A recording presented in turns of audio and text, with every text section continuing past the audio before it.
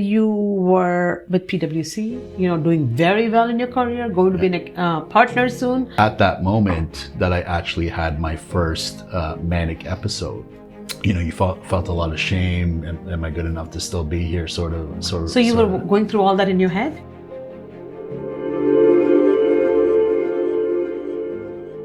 Hi, and welcome to the SG Wealth Podcast. I'm your host, Sim Gakhar. I'm here to guide successful business owners and professionals like you in building and protecting your lifestyle and legacy. Through my work, I connect the top experts in tax, law, estates, and more. And I'm excited to share their insights with you. Stay tuned for a value-packed conversation. Today, I'm very thrilled to welcome Shahrukh. Shahrukh, he's my guest on this podcast, someone I deeply admire and have had the privilege of working with him as a client for many years. Shahrukh Shah is a finance executive turned mental health advocate and psychotherapist in training. Wow. Diagnosed with bipolar disorder just before a partner interview with his accounting firm, his lived experience of burnout and recovery drives his mission to reshape how high-performance workplaces approach mental health. That's a very good topic, Shahrukh. Through his platform, Bipolar Empath, Shahrukh leads with vulnerability to challenge stigma and promote empathetic leadership. While completing his Master of Arts in Counseling Psychology, he also runs an independent accounting advisory practice and partners with organizations across Canada to foster more human-centered work cultures. First of all, I'm going to give a very, very warm welcome to Shahrukh. Shahrukh, welcome to my show. Thank you so much for having me, Sim. I could not have said that any better. Thank you so much. And you know what, Shahrukh? I'm pretty sure today's conversation is going to be so interesting. Yeah. A lot of people can relate to it. And I'm so happy to see a professional, somebody with good brains on their shoulders, somebody who's so emotional, somebody who can relate to the viewers, relate to many professionals and business owners, and talking right directly. Yeah. So let's begin this conversation, Shahrukh. Sure. Let's talk. The first thing, I know you told me that you are an accountant. I know when you first met, you were running an accounting practice. Yeah. Tell us something about that corporate side of your life, and tell us something about what is happening now. Sure. So, when we first met was actually when I was just getting my own accounting advisory practice off the ground. Yeah. And it was a very, interesting time for me. I'd come from the corporate world with my time at PwC and, kind of having some safety nets in place while I was in that environment. And it was really the first time in my life where I was exploring entrepreneurship. And, setting up your own business. Yeah. Even thinking of things like marketing. What does that look like? Yeah. And when we had got connected, what I valued about our first interactions was, you yourself have gone through that journey in developing your business and, were able to give me some tips and pointers. And I know you've recently released your book too, which I look forward to. Thank you so much. To reading. I look forward to reading because it's valuable knowledge, right? Yes. Like you look to people that you respect and have gone through it before, and we barely knew each other, and we were able to establish this connection to you kind of giving me advice, being like, these are some of the things I was thinking through and work through. And it's been a great journey in leveraging the baseline of skills that I had developed in the corporate world while using parts of my brain to be creative in how I've structured my business and really, establishing a flourishing accounting advisory business, but giving me the flexibility to then also focus on my advocacy for mental health, in which I've, established Bipolar Empath to complement Shaw Advisory. And that's more of a really windy road, not knowing where that's going to go, but knowing it's something I'm passionate about and want to do. So it's been a fantastic journey. And, I'm sure we'll dive into it in this podcast, but you've been able to guide me in, different things I could do and to protect myself and things of that nature as well. Right. So that's fantastic. So, Shahrukh, you know what? I want you to tell everyone a little bit more about you were about to be at a different level when you were with PwC. Yeah. And what happened all of a sudden that, you had to just change the route completely. And that was something, I don't know if we knew each other at that time that well, or was it something that was just the beginning of our relationship? It was just the beginning of our relationship. So back in 2016, I was a director aspiring to be a partner at the company, and I actually got the tap on the shoulder to say, "Oh, congratulations! In a couple of weeks, you can present your case to the board for admittance to the partnership."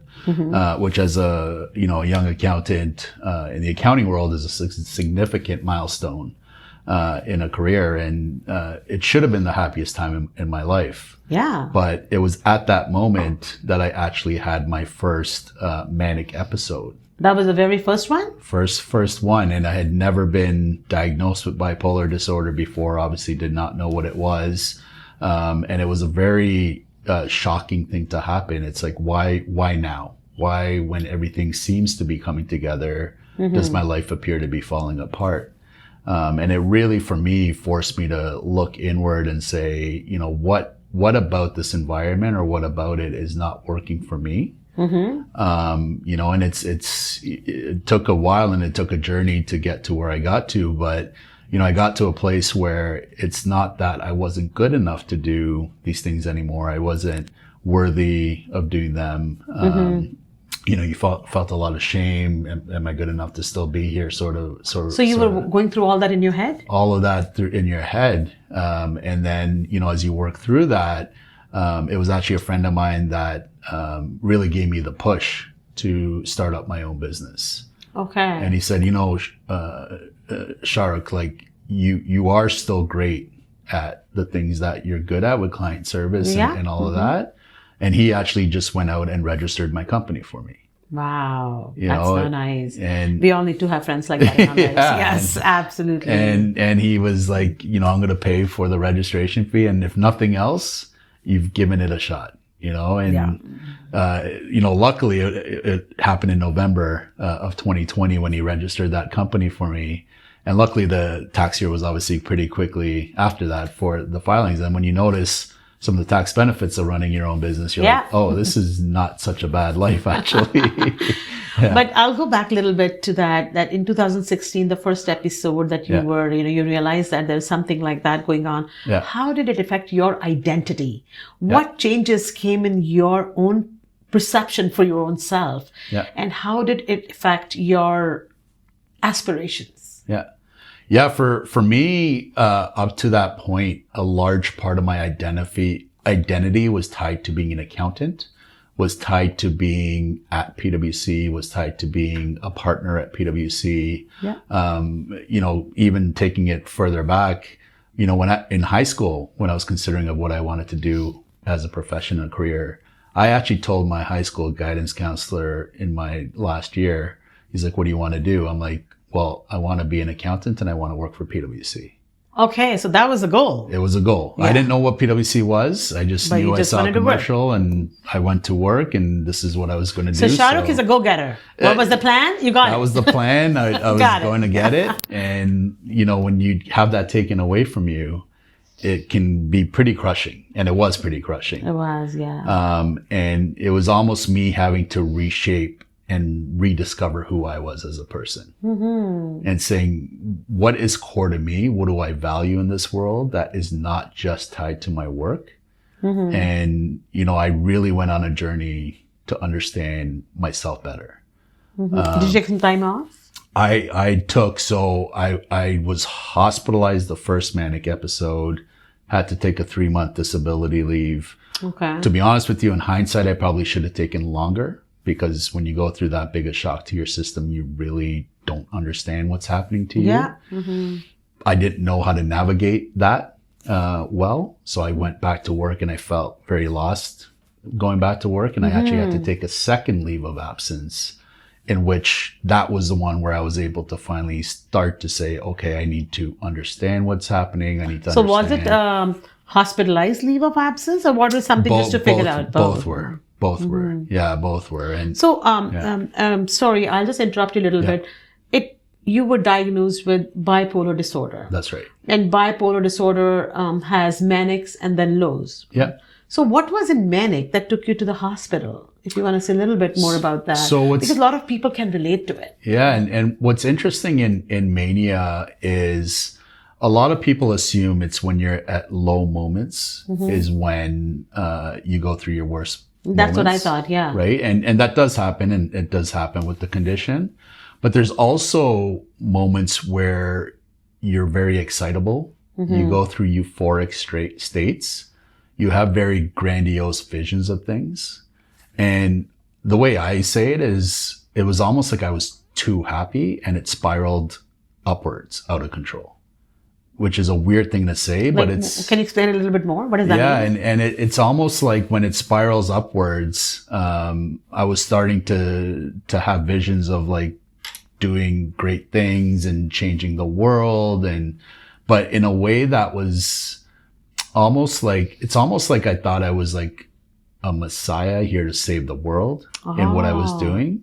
And so you start to like imagine how you can do things in maybe a way that's not realistic. And it wasn't practical, just in the thoughts. It wasn't practical in the thoughts. And so then you start to enter elements of like psychosis where you start to maybe hallucinate, become paranoid over people that are maybe questioning you as to what you're thinking and what your thoughts are.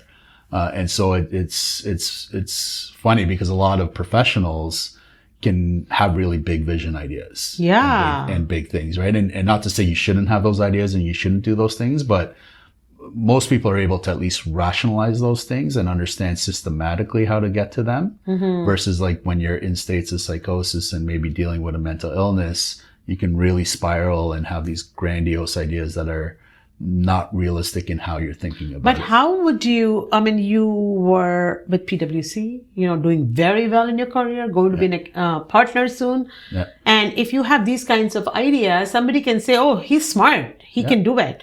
Yeah. How did you justify to yourself that these are not reachable, not doable things? And this is actually mania. Yeah. Why would you say that? It was a very fine line, because I was actually undiagnosed with bipolar disorder for 34 years, until that point. You weren't diagnosed? I was not diagnosed. Yeah. And there were actually, looking back at it, many points in my career where I was able to operate on such an extreme level that I was rewarded for at the company. Like you would have terms thrown around like he's a machine, which in the corporate world is a fantastic thing. It's a badge of honor. Absolutely. Badge of honor. Yeah. Badge of honor, right? But looking back at it, when you're able to work 20 hours in a row, sleep for 4 hours, then go back to work for another 20 hours over a 3-week stretch, that probably was indicating that something was going on. Oh. And I know we were talking earlier that a lot of your clients being professionals like accountants and lawyers. Yeah. We're used to that type of environment, and sometimes it's hard to understand when you're doing too much and when you're at risk of having your mental health suffer as a result of that. Do you think that's burnout? I think burnout is part of the explanation. So I think definitely that could lead to burnout. It can lead to mental fatigue, which can lead to having trouble motivating yourself to do those things. Right. All the symptoms of burnout, and doing that can lead to the burnout and what it looks like. And then these trailer symptoms are what's like, oh, I think I might be burnt out.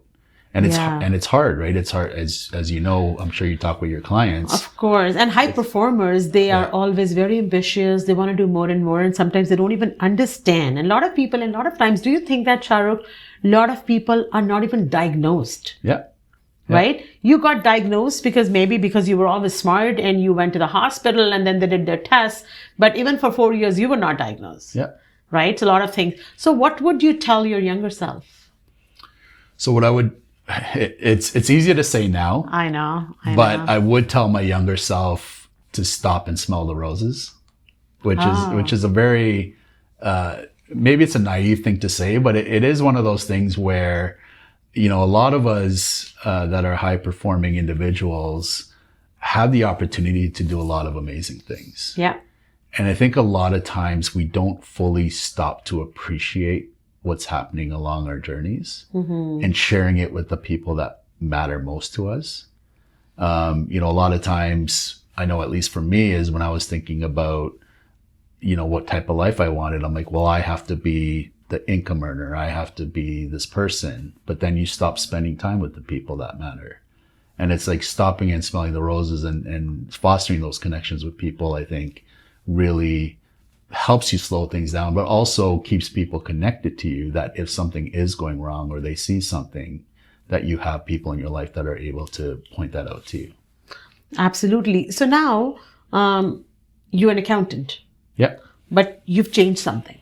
Yeah. So I want my viewers to know that what has Shahrukh done and how Shahrukh is now making an impact with his own experiences. Yeah. And what you're doing, Shahrukh, I want to say that hats off to you for that. You are wonderful. That's what you're doing. So let everybody hear about that. Sure. Thank you. Thank you for that.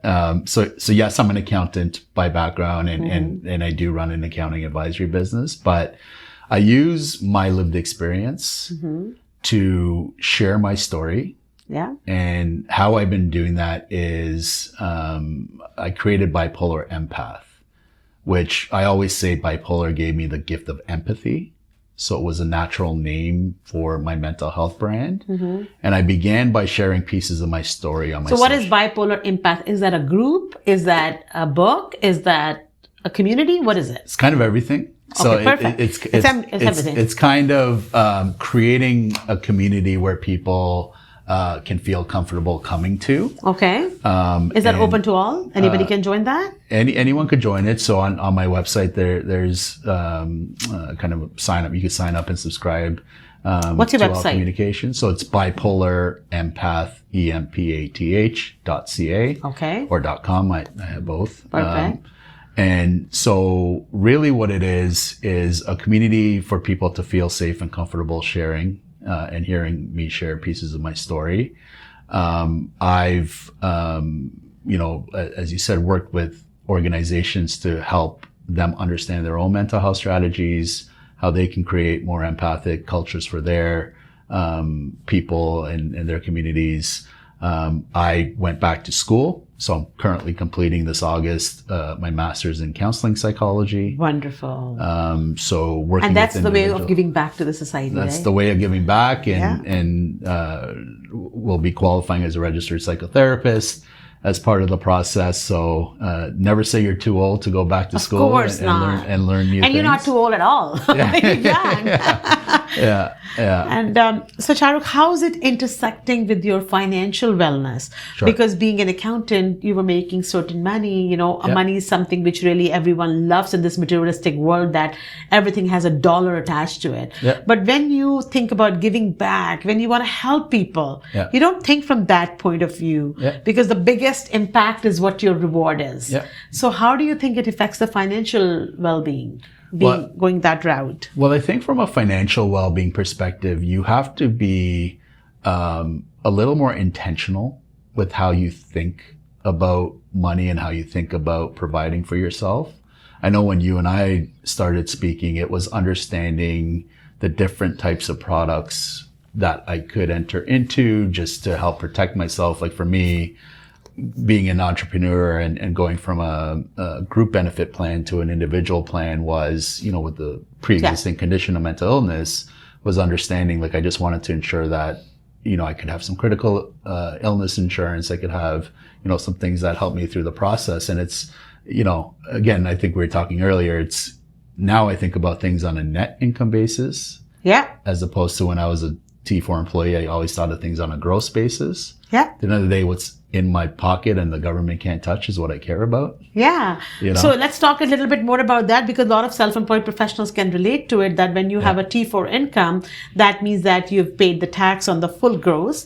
But when you're self-employed, then, you can write off many expenses. What comes in your pocket both ways, that's what you try to compare. Yeah. And so your financial wellness was the same, financial gain was the same, but you had more time available to do what you were very passionate about. Am I phrasing it correct? You're absolutely phrasing it correct. And it's, you start thinking about things, like even, when we were exploring different solutions, it was, you're like, oh, like if I do this, I can still contribute to my future and my retirement while taking advantage of using funds within my business to foster the growth and things I want to do within the business, right? And you realize you start to also change your relationship with finances and money, I find. Yes. A lot of times. Very true. It's what do I need? What do I need to be happy and thrive? And some of the more materialistic elements lose relevance. Not that we don't all like nice things and we do, but you really decide what's core to you and what where to spend your money. I know when we talked about the moment you became self-employed, we did your corporately owned policy, and the purpose for that was nothing else. It's just that the day you stop working, you can take your retirement income from there. Yeah, that was the purpose. So you still do plannings, but you still had money had a different meaning for you. Yeah, that's what I would try. You would say that. So what is next on the horizon? That's a good question. Yeah, it's funny because with the accounting business, I still like servicing my clients. I still like working with my clients, and that business I think will evolve and continue to evolve as it is. I'm coming up on my 5-year anniversary actually for running the business. Wonderful. Which is a huge milestone. But really the mental health business is the one that I'm the most passionate about, maybe the most uncertain as to what the future is. Like it's a very windy road that loops through itself. And what I know is I want to give back from a mental health perspective. I know I want to help what I call it as like the Bay Street mental health issues. Wow. Working with lawyers, working with accountants. I was going to come to that question. That was my next question. What is your suggestion for lawyers, accountants, and those architects, engineers, those who are very focused and they have long working hours and high performance, and what they go through in their mind, they think this is normal. Yeah. Most people think this is normal, which is not normal, which can lead to something different. So what do you say? What is your suggestion to those people? Yeah. And I think it's not to belabor the point. It's I think finding people you trust to confide in and open up to, and part of that might be your therapist. Working with them is helping you navigate some of the workplace challenges and politics involved in trying to move up the corporate ladder. Yeah. Really understanding what's important to you and what you're trying to achieve and what your ultimate goals are. And then for me is working with organizations to try to drive system changes that foster environments that you're still able to have amazing people work for you, but you don't necessarily need to kill them to get great results. Very rightly said. I'm going to come little towards the South Asian community that you and me belong to. Yeah. And I want to say that, what do you think, based on your experiences, how does South Asian community take it? So I think it's still a very taboo topic in our communities. I think a lot of South Asians struggle with the gossip, so to speak, of what other people will think. Too often you still see a lot of us try to hide people in our families that may be struggling with their mental health, and we think we're shielding them from the world, but really we're kind of isolating them in a lot of ways. Yeah. And I think what I would say to our community directly is, love your family members, love each other, and don't be ashamed when we're going through things, because I think honestly, the love that you give to your family, the support that you show one another is really what helps us get through things. And I think some of the beautiful things of our culture are, a lot of us are community based. Yeah, absolutely. We if we know people are going through things, we want to be there to support them. Yeah. Right. And so I think there's a lot of beauty in our culture that can actually foster a lot of mental health growth and development of our young people, of our elderly, as they might feel lonely and isolated. And it's just use that beauty to break down the stigma in our culture and in supporting one another. Very true. And you know what? I really feel that very especially South Asian community people really need to know that it is normal. Yeah. It's normal to feel like that. It's okay. Yeah. The love can heal it. You just have to have somebody you can go to. Yeah. So Shahrukh, you wrote a book. And I want you to tell the viewers a little bit about your book. What is it about? And I know you're writing another book.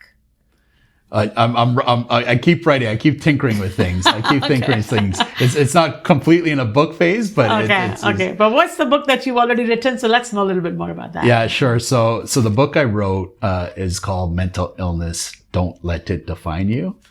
As the title suggests, I wrote it from obviously having a lived experience of having a mental illness. And what I've learned throughout the journey is you can still thrive even though you might be diagnosed with a condition. Like I used to look at it as, oh, I'm diagnosed with something. This is almost like a death sentence is honestly how I looked at it. And now what I realize is that you can still thrive regardless of what you have. And I wrote the book from the context of here's the journey I went through in hopes that it will resonate and help other people going through their own journeys. And I think to me, it relates to not only people with mental illnesses, but also people that have gone through mental health struggles in general. And this is available on Amazon? It's available on Amazon, yeah. Which is very good. I think a lot of people can relate to it and can buy it. So for you, the book was giving back to the society. Yes. It wasn't selling a book. Correct. The book was to giving back to the society. I can't retire tomorrow, yes. You can retire on that tomorrow. Perfect. And you told me, I know when we were talking, you told me that you want to write another book, which is going to be more about your story. Yeah.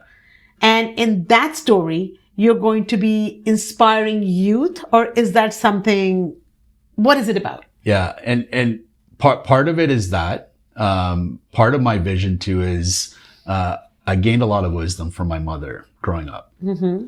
And she always had a vision of writing a book, instilling some of the stories that she had in her own life and some of the lessons she learned along the way from that. Mm-hmm. And what I'd like to do is write something in tribute to her, to share the wisdom that she passed down to me and what I've learned as a reflection from that. Wow. As well. You know what? This is my book, Roots to Returns. Yeah. If you open this page, I dedicated this book to my mother. Yeah. I dedicated this book to my mother because my mother was a librarian. We grew up with the books around. Yeah. And I learned a lot from my mom. Yeah. We all learn from the parents. And I really feel that, my mother passed away in 2016. Your mother passed away. But by giving this back in the form of this book, we're leaving something on this planet which can be used by at least even one person. Yeah. We don't want to do it just to sell it, to make money out of it. Even one person can benefit for it is the reward. Yeah. This has been fantastic. Shahrukh, I need more time. Maybe we'll have part 2. Yeah. Maybe we'll have you here again because so many questions and something that, most of the viewers are lawyers, doctors, accountants, and business owners, and they're the ones who are their own bosses. They are the ones who take the whole burden on their own shoulders and they feel they can do everything. Yeah. Whereas this body is running on a clock. Yeah. It can only take as much and things do happen. Yeah. Having a bipolar disorder is a disorder. Is it a disease? Do you call it a disease? It's a disorder. Yeah. And that's okay. It can be in your life and you can still move on the regular life. You're an accountant. You're going to be a psychotherapist. You are also becoming, what else? Everything in between. Everything in between. So one can do it. If Shahrukh can do it, everybody can do it. And look how positive you are and how good you are to even openly talk about it. So thank you so much, Shahrukh, for this, for coming here and sharing so openly. And I'm sure my viewers want to have you again and we will have you again very soon. Thank you so much. Thank you so much. And thank you for tuning in to the ST Wealth podcast. I'm Sim Gakhar and I hope you found today's podcast with Shahrukh packed with insights to help you build and protect your legacy. Things do happen and you have to take it very positively. Join me next time for more expert tips and stories from the world of business and wealth. See you next time. Thank you.